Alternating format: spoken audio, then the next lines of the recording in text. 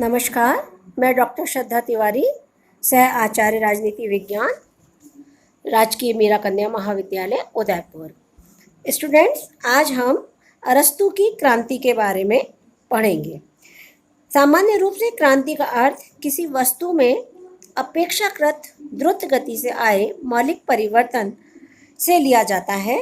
राजनीतिक दृष्टि से क्रांति किसी स्थापित शासन या राजनीतिक व्यवस्था को उसके शासित व्यक्तियों द्वारा बलपूर्वक उखाड़ फेंकने की क्रिया को कहते हैं। साथ ही क्रांति हिंसा व रक्तपात की तरफ भी संकेत करती है।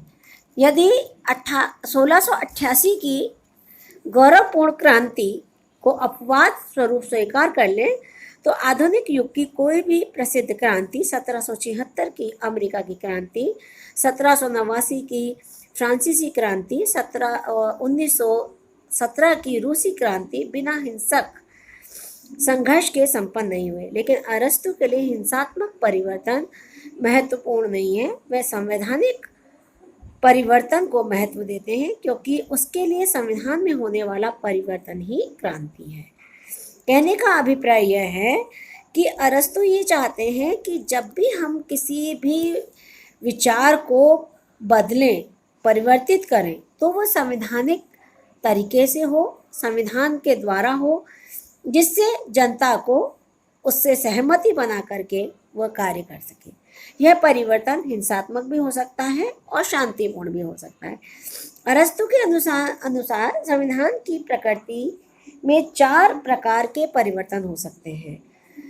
ये 4 प्रकार हैं। प्रथम प्रकार की क्रांति वह है जिसमें संविधान पूर्णतः परिवर्तित होता है, जैसे प्रजातंत्र के स्थान पर वर्गतंत्र या वर्गतंत्र के स्थान पर प्रजातंत्र की स्थापना हो जाए। दूसरा कारण यह है जिसमें संविधान में परिवर्तन लाने का प्रयास नहीं किया जाता, लेकिन शासन शक्ति नए हाथों में चली जाती है, जबकि पुराना संविधान पूर्ववत चलता रहता है।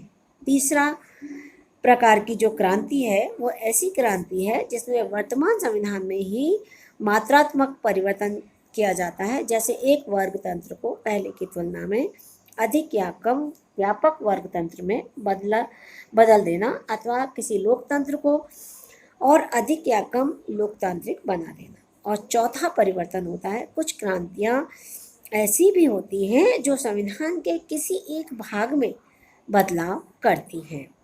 उदाहरण के लिए किसी नए पद की स्थापना करना या किसी विशेष पद को समाप्त करना। तो बच्चों, ये चारों प्रकार क्रांति के हैं। इसके बाद में हम क्रांति के कारण क्या क्या हो सकते हैं उसके ऊपर चर्चा करेंगे। अरस्तू ने क्रांति के कारणों को 2 भागों में बांटा है। पहला मूलभूत या सामान्य कारण, दूसरा विशिष्ट कारण। विशिष्ट कारणों के अंतर्गत वह विभिन्न संविधानों में होने वाले परिवर्तनों के कारणों की अलग अलग चर्चा करते हैं। मूल कारणों को वह 4 भागों में विभाजित करते हैं। पहला असमानता और अन्याय, क्रांति की प्रेरक परिस्थितियाँ। दूसरा लाभ व सम्मान का उद्देश्य। तीसरा राजनीतिक असंतोष व हिंसक अलगाव के कारण। चौथा सूक्ष्म व बाह्य कारण। तो सबसे पहले बेटा हम पहले कारण पर चलते हैं, असमानता और अन्याय, क्रांति की प्रेरक परिस्थितियाँ। अरस्तू के अनुसार असमानता विद्रोह या क्रांति का मूल कारण है। क्योंकि असमानता क्या है, इस प्रश्न पर लोग सदैव विभाजित रहते हैं। प्रत्येक व्यक्ति अपनी स्थिति के अनुरूप समानता का अर्थ निकालता है। समानता 2 प्रकार की होती है, पूर्ण समानता और आनुपातिक समानता। जो वर्ग पूर्ण समानता में विश्वास करता है उसका तर्क होता है कि चूंकि सभी व्यक्ति समान रूप से स्वतंत्र हैं, अतः सभी लोग निरपेक्ष रूप से समान हैं, इसलिए प्रत्येक वस्तु में प्रत्येक व्यक्ति को समान सहभागिता मिलनी चाहिए। दूसरा वर्ग वह है जो आनुपातिक समानता का समर्थन करता है। इनका दावा यह होता है कि जो लोग दूसरों से समान नहीं हैं बल्कि किसी भी दृष्टि से श्रेष्ठ हैं, वे सभी मामलों में असमान समझे जाने चाहिए। दूसरे शब्दों में, यदि वे जन्म, धर्म या योग्यता के आधार पर अन्य लोगों से उच्च हैं तो उन्हें किसी वस्तु यानी कि राजनीतिक, आर्थिक, सामाजिक क्षेत्र में अधिक हिस्सा मिलना चाहिए। सामान्य जनता निरपेक्ष समानता में विश्वास करते हुए राजनीतिक शक्ति में सहभागिता की मांग करती है, और विशिष्ट वर्ग यानी जो धनिक वर्ग है वह आनुपातिक समानता में आस्था रखते हुए आम लोगों से अधिक भाग का दावा करते हैं। असमानता की यह परस्पर विरोधी धारणा ही अंततः क्रांति के रूप में परिणित हो जाती है। वर्ग तंत्रों में जन्म और संपत्ति की श्रेष्ठता से युक्त कुछ लोग शासन शक्ति पर अधिकार बनाए रखना चाहते हैं, और वे स्वयं को निर्धन लोगों से श्रेष्ठ मानकर चलते हैं, जबकि निर्धन लोग मानवीय समानताओं के आधार पर अपने लिए अधिक धनिक वर्ग की तरह ही राजनीतिक अधिकार की मांग करते हैं, जिसके कारण क्रांति होती है। इस प्रकार अरस्तु के शब्दों में छोटे व्यक्ति बराबर बनने के लिए विद्रोही बनते हैं, और बराबर स्थिति वाले बड़े बनने के लिए।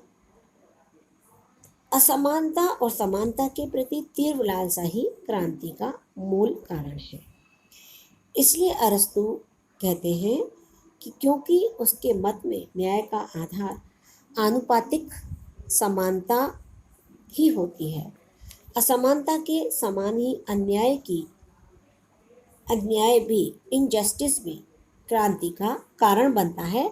यहाँ इस बात को ध्यान में रखना आवश्यक है कि अन्याय समानता के परस्पर विरोधी धारणा से ही जुड़ा हुआ है।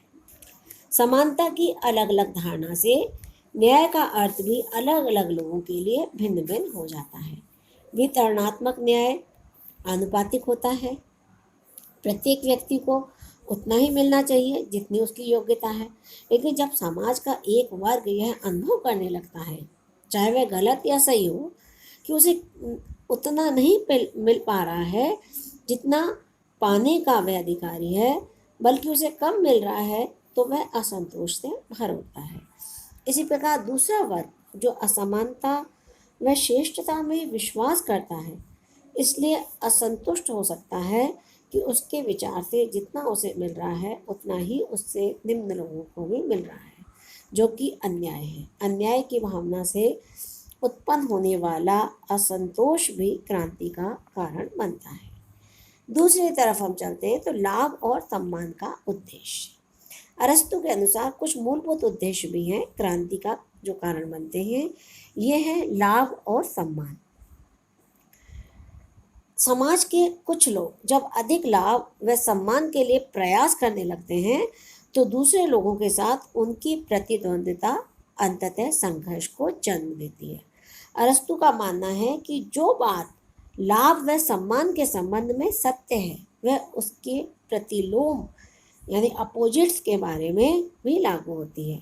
यदि दूसरे शब्दों में हम कहें तो धन व सामाजिक स्थिति के नुकसान से बचने के लिए भी लोग अपने राज्य में क्रांति कर देते हैं, चाहे वह यह अपने मित्रों के लिए किया जाए या स्वयं के लिए। तीसरा महत्वपूर्ण कारण है राजनीतिक असंतोष और हिंसक अलगाव। अरस्तु ने 7 कारणों का उल्लेख किया है। इसके अंतर्गत यद्यपि वे मानते हैं कि इनकी संख्या पर्याप्त अधिक हो सकती है, अर्नेस्ट बार्कर ने इन कारकों को क्रांति के मूल अवसर की संज्ञा प्रदान की है। राजनीतिक असंतोष व हिंसक अलगाव को जन्म देने वाले ये कारण हैं। लाभ की कामना क्रांति का कारण बनती है। जब शासक वर्ग अपने लाभ के लिए शासन करने लगते हैं तब क्रांति की परिस्थितियां उत्पन्न होती हैं। अरस्तु के अनुसार शासक वर्ग अपना लाभ सामान्य व्यक्तियों और राज्य के मूल्य पर ही बनाता है, अतः जनता में ऐसे सत्ताधारियों के विरोध विद्रोह की भावना जन्म लेती है। वहीं दूसरा कारण है सम्मान। लाभ की तरह सम्मान भी क्रांति का महत्वपूर्ण कारक है।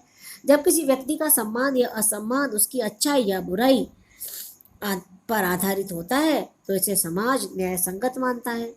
लेकिन जब योग्यता को उपेक्षित करके किसी को गलत तरीके से सम्मानित या अपमानित किया जाता है तब जनता में स्वाभाविक रूप से असंतोष का उदय होता है, और इस प्रकार बच्चों यह क्रांति का अवसर निर्मित करता है। तीसरा कारण अत्यधिक शक्ति। किसी भी तरह की राजनीतिक व्यवस्था में जब एक या कुछ व्यक्ति अत्यधिक शक्ति का प्रयोग करने लगते हैं, तब संविधान परिवर्तन अर्थात क्रांति की संभावना बनती है। सामान्य रूप से यह परिवर्तन राजतंत्र की स्थापना या शक्ति समूह के प्रभुत्व के रूप में सामने आता है।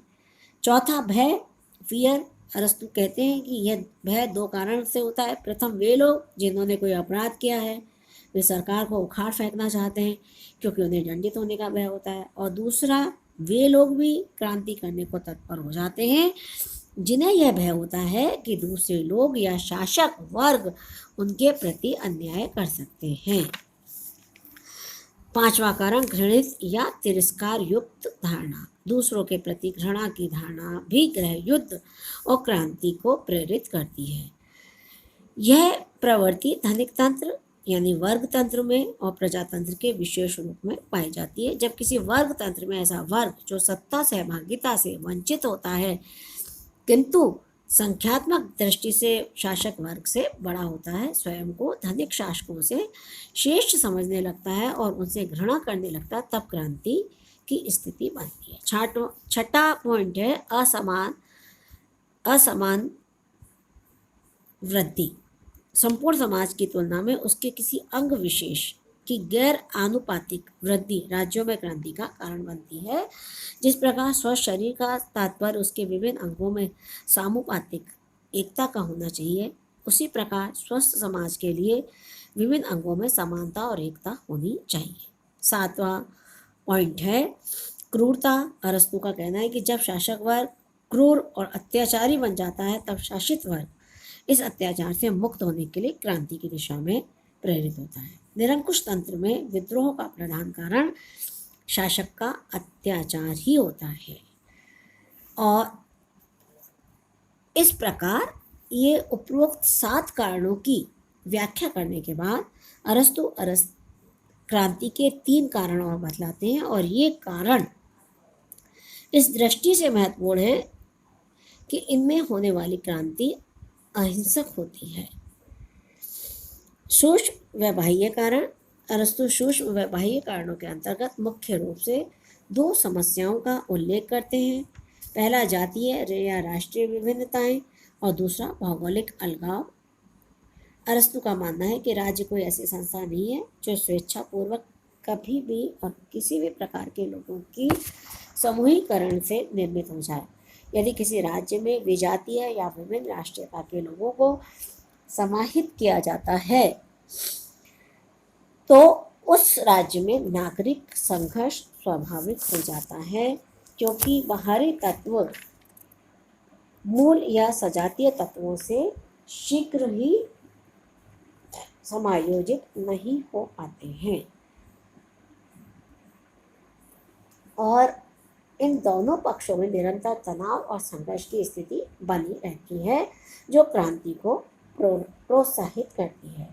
इस प्रकार ये वे मौलिक या आधारभूत कारण हैं जिन्हें अरस्तु 4 वर्गों में विभाजित करके प्रस्तुत करते हैं, लेकिन इसके बाद भी वह अनेक अवसरों, घटनाओं और परिस्थितियों का जिक्र करते हैं जो लोगों की क्रांति की दिशा में प्रेरित करती है, जैसे प्रणय विवाद, पैतृक संपत्ति का विभाजन, धनी और निर्धन वर्ग का संतुलित हो जाना आदि।